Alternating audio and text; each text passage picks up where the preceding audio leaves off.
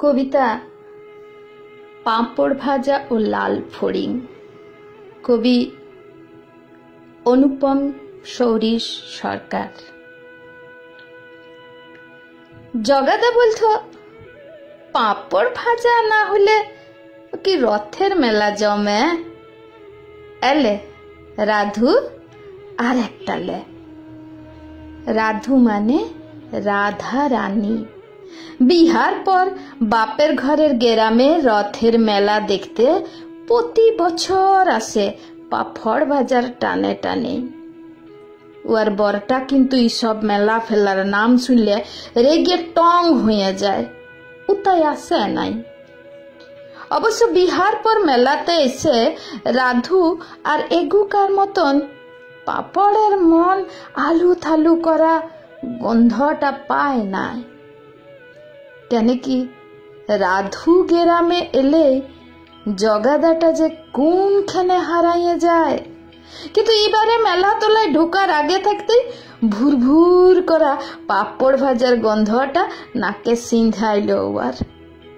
আর ইয়াতে রাধুর বুকের ধুক পুকানিটা দমে বেড়ে গেল।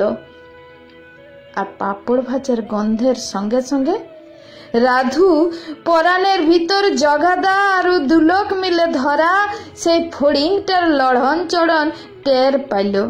যেন লাল ফড়িংটাকে বিহার পর থাকতে খুঁজে পাচ্ছিল নাই কিছুতেই। ময়রাদের দোকানটার কাছে আসতে ওর চোখ গুলা হয়ে গেল যাকে বলে ডাগর চাঁদের পাড়া। দোকানের ভিতরে হুল্লা হুল্লা জামাটা পরা ঠ্যাং দুলাচ্ছে, ওটা কে বটে? জগাদা। জগাদাই তো। বড় রোগা হয়ে গেছে গ। চোখগুলা কিন্তু কাগের মতনই লদির পাড়া টল টইলা, শুধু নৌকাটাই চোরা বালিতে ডুবে গেছে। রাধুর বুকের হাপরে এখন ধস ধস ধস ধস। জগাদা বললে, আরে রাধু, কবে এলে গ্রামে? এটাকে তোমার চিলা নিশ্চয়। তত খেয়ে রাধু বললে, হ এটা আমারই চিলা। তুমি ভালো আছো? তোমার বউ ভালো আছে?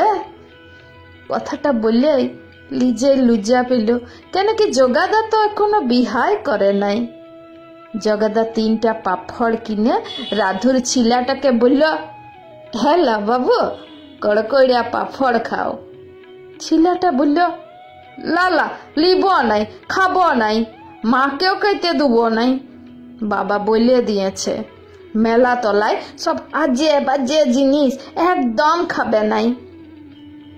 রাধু ধমকাইয়ে উঠল, এরম করে বলতে আছে, সরি বলো। জগাদা বলল, উহার কোনো দোষ নাই, ও ঠিকই বলেছে। এসব জিনিস খাওয়া তোমাদের ঠিক লয়। ইয়ারা আমাদের মতোই ফালতু জিনিস। 7 বছর আগে তুমি এটা বুঝিয়ে দিয়েছিলে, আমি ভুলে গেছিলাম। এই বলে পাপড় গুলাকে হাতের মুঠায় গুড়া গুড়া করে ফেলে দিল ড্রেনের জলে। ফেল ফেল করে তাকায় রইলেক রাধু। ও বুঝলেক উহার জীবন থাকতে চিরকালের মতো হারাইয়া গেল পাপড় ভাজার গন্ধ। জগাদা চলে যাওয়ার পর রাধু দেখলেক ময়রাদের দোকানটার যেখানটায় বসেছিল জগাদা, সেখানে পড়ে আছে একটা মরা লাল ফড়িং।